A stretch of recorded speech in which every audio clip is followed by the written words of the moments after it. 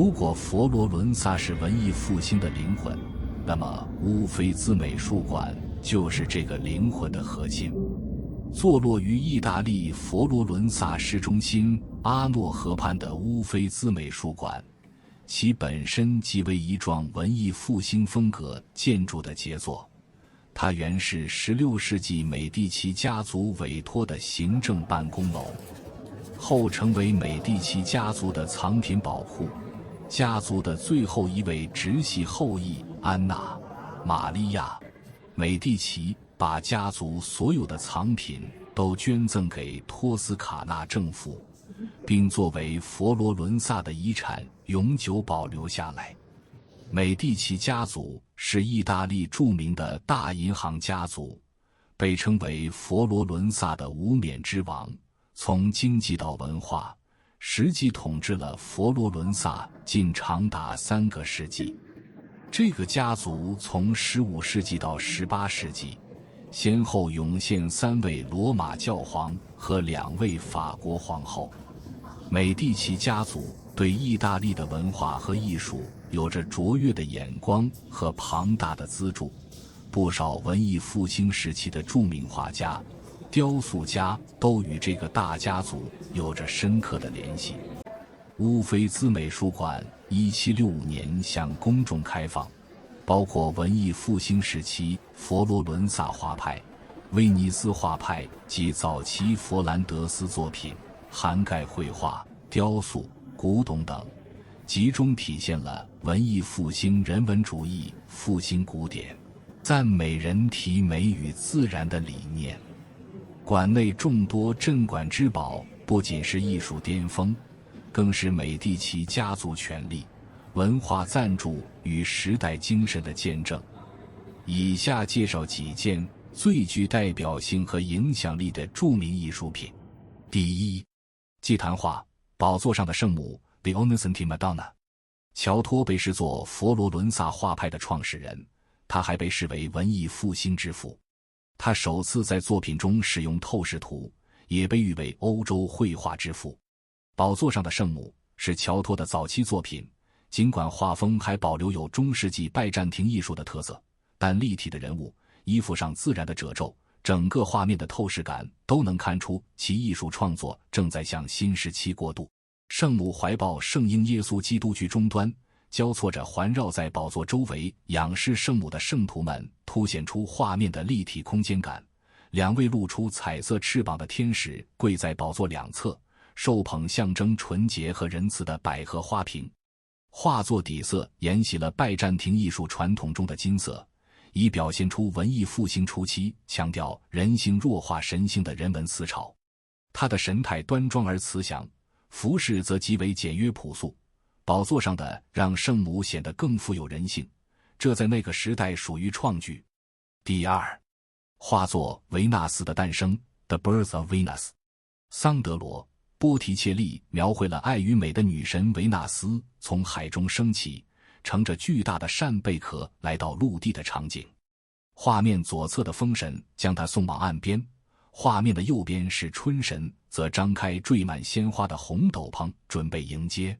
波提切利拋棄了寫實主義的死板，追求一種近乎詩意的線條美。維納斯的脖子略顯修長，肩膀呈現出柔弱的下垂弧度，整體造型並不完全符合解剖學，卻傳達出一種超凡脫俗的神性美。這種風格反映了當時佛羅倫薩流行的新柏拉圖主義，肉體之美才是真美。維納斯的面容據信是以當時佛羅倫薩第一美女西蒙內塔·維斯普奇為原型。波提切利一生痴迷於她的容顏，甚至在死後要求葬在她的腳下。第三畫作《春》Allegory of Spring。波提切利的作品富有詩人般的想象力，《春》是這位藝術家畢生的傑作。這幅畫一共描繪了9個人物，正中間的是維納斯女神，象徵着愛和美。維納斯頭頂上是丘比特，畫面偏左的3位女星是美惠三女神，最左邊的是信使之神莫丘利。畫面的最右邊膚色發青的男性是風神，他正在試圖抓住春神。春神嘴中長出了一只花蔓，花蔓攀上了花神，與花神身上的花環融為一體，花神將手伸入花袋中，向大地播撒更多的春色。事實上，花神是春神的进化體，也就是說，因為風吹過春天，才有了百花绽放的場景。波提切利将春神向花神轉化的場景栩栩如生地表现了出來。另外，還可以看到畫家在細節中驚人的筆觸，大量鍍金點讓畫面熠熠生輝，上百種花卉在靜態中展現了動態，仿佛在夜風裡閃着光。第4畫作《聖母領報》Annunciation， 這是達芬奇 Leonardo da Vinci 年僅20歲左右時的早期傑作。畫面描繪了天使加百列下凡，向瑪利亞宣告他將受聖靈感孕生下耶穌。在這幅畫中，我們已經能看到達芬奇對自然的深刻洞察。天使的翅膀不再是符號化的羽毛，而是基于对真實鳥類翅膀解剖結構的觀察。背景中藍色的群山呈現出一種模糊感，這是達芬奇獨創的通過色彩模擬空氣厚度的方法。第5畫作《聖家族》的 Donatella， 米開朗基羅 Michelangelo Buonarroti 最善雕塑。他流傳下來的繪畫作品只有位於梵蒂岡的西斯廷禮拜堂系列壁畫和這幅唯一的油畫《聖家族》。聖家族宏大而美麗，人物造型堅實如雕塑，色彩美感強烈有力。米開朗基羅曾說，繪畫愈有浮雕效果就愈出色，而浮雕愈像繪畫就愈糟糕。因此，畫中的人也就帶有雕塑感。聖瑪利亞和聖約瑟代表着舊的秩序，而聖嬰代表充滿光明的新世界，背景中的裸體人物則代表基督教之前的歲月。米開朗基羅的藝術不同於達芬奇的充滿科學的精神和哲理的思考，而是在藝術作品中傾注了自己滿腔悲劇性的激情。他所塑造的英雄既是理想的象徵，又是現實的反映。這些都使他的藝術創作成為西方美術史上一座難以逾越的高峰。第6畫作烏爾比諾的維納斯 Venus of Urbino， 題香維切利奧 Tiziano Vesely， 沒有把這個女人畫在大自然中，其藝術處理是十分大膽的。畫中床腳的小狗象徵忠誠，背景中的侍女準備婚禮用品則暗示儀式的臨近。題香以柔和色彩和細膩質感賦予這幅裸體畫以沉穩而優雅的氣氛，是一幅關於婚姻、忠誠與愛欲的象徵性作品。第7畫作烏爾比諾公爵與夫人雙聯畫 Diptych of the Duchess and Duke of Urbino， 這對肖像畫是文藝復興時期中部派代表作。畫面中夫婦以嚴格寫實的側臉形式展示，如同古羅馬錢幣頭像，背景為開闊的景觀，象徵權勢與莊嚴。皮耶羅·德拉·弗朗切斯卡善於運用線性透視、光影與冷靜構圖，使這幅雙聯肖像既顯出人物身份權威，又流露出與環境和諧的美學秩序。第8雕塑美第奇的維納斯 Venus de Medici， 這尊雕塑屬於典型的羞怯的維納斯造型。維納斯的左腳邊通常有一個海豚和2個小愛神丘比特，暗示他正處於從海中誕生後的瞬間，身體呈現出柔和的 S 型曲線，雙手略微遮擋胸部和絲部。這種姿態既展現了女性的溫婉和柔美，也通過遮掩表達出一種自發自然的羞澀感。1677年，在教皇因教義原因認為此類裸體雕塑不宜在羅馬繼續展出後，美第奇家族將其運回佛羅倫薩，成為了該館的鎮館之寶。拿破崙在19世紀初佔領意大利時，曾非常痴迷這尊雕塑，將其掠奪回巴黎並收藏在盧浮宮。直到1815年拿破崙戰敗後，這尊維納斯才重返佛羅倫薩。第9雕塑群尼俄伯及其子女 The Neobites， 作品描繪了希臘神話中底比斯王后尼俄伯因為向女神勒托炫耀自己有14個子女，導致勒托的孩子阿波羅和阿爾特彌斯用箭射殺他所有子女的悲劇瞬間。展廳中央放置着一尊巨大的古代大理石馬，包括尼俄伯與他最小的女兒、他的長子，長女以及其他正在逃命或受傷倒地的子女。尼俄伯廳本身也是新古典主义建築的杰作，拥有装饰着金色玫瑰的格子天花板，以及描绘阿波羅和阿尔特弥斯的浮雕装饰。光線從巨大的窗戶射入，營造出一種戲劇化的舞台感。墙上掛着2幅由巴洛克大師鲁本斯創作的巨型畫作，它们是该馆尺幅最大的油畫之一。亨利4世进入巴黎，描繪了法國國王亨利4世勝利进入巴黎的凱旋场面。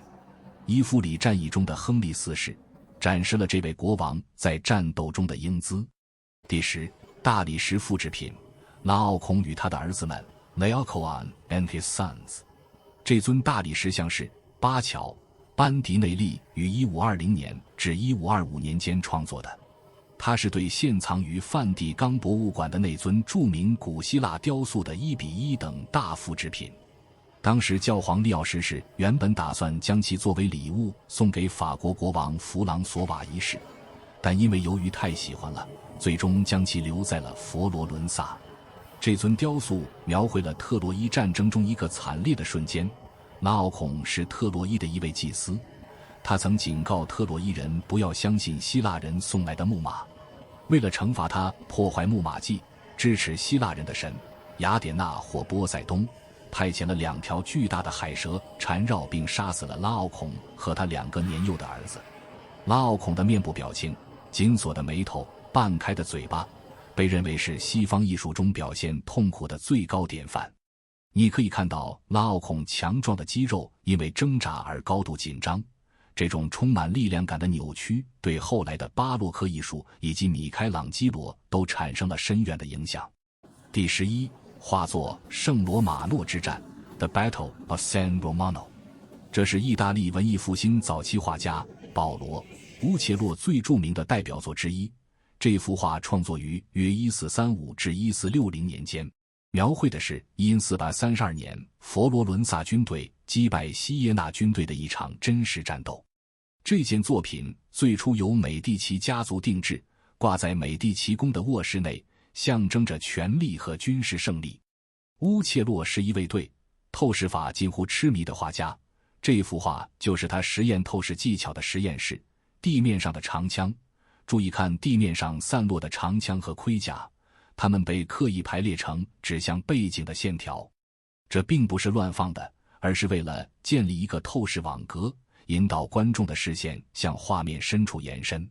這幅畫被認為是科學透視法發展史上的里程碑。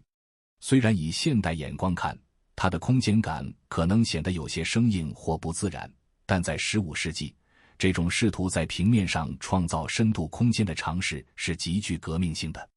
第12，雕塑赫拉克勒斯與涅索斯 Hercules and Nessus。 這是一件古羅馬時期的大理石雕塑，模仿了更早時期的希臘原作。1590年代，佛羅倫薩雕塑家喬瓦尼·卡奇尼對這件損壞的古代雕像進行了大規模修復，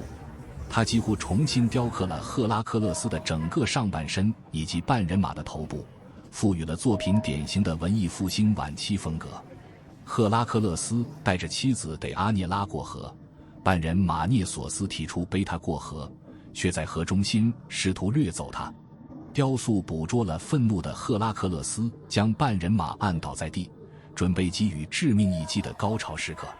2個身體交織在一起，形成了一個複雜的三角形結構。無論從哪個角度觀察，都能感受到強烈的扭動感和肌肉壓力。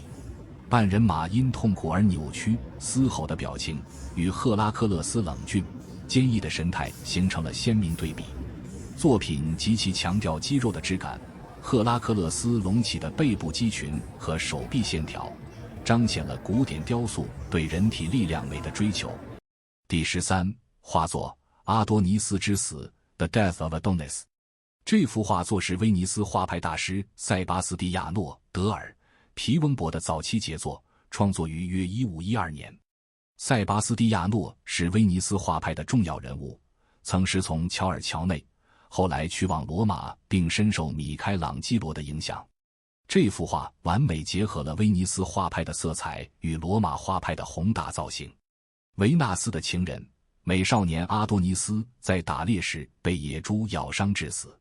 畫面左側是倒在血泊中的阿多尼斯，右側則是悲痛萬分的維納斯和他的侍女。畫面遠景是水城威尼斯的剪影，夕陽西下的光線增強了悲劇性的氛圍。女性形象的圓潤豐滿體現了典型的威尼斯審美風格。右側的侍女們神情各異，其中一人正指向遠方，仿佛在訴說着命運的無常。烏菲茲美術館不仅保存了西方藝術史上無數傳奇作品，更是一部濃縮的文明史。從中世紀宗教化到人文主義的覺醒，這些镇馆之寶不僅展示藝術技法演进，更折射美第奇贊助下的佛羅倫薩作為文藝復興搖籃的歷史地位。參觀烏菲茲，能深刻感受古典復興、人文主義與權力美學的交融。這些傑作歷經數百年仍魅力永存，吸引全球藝術愛好者不斷來此朝聖。讓你能夠聽到我的心，什麼時候也能把我想起。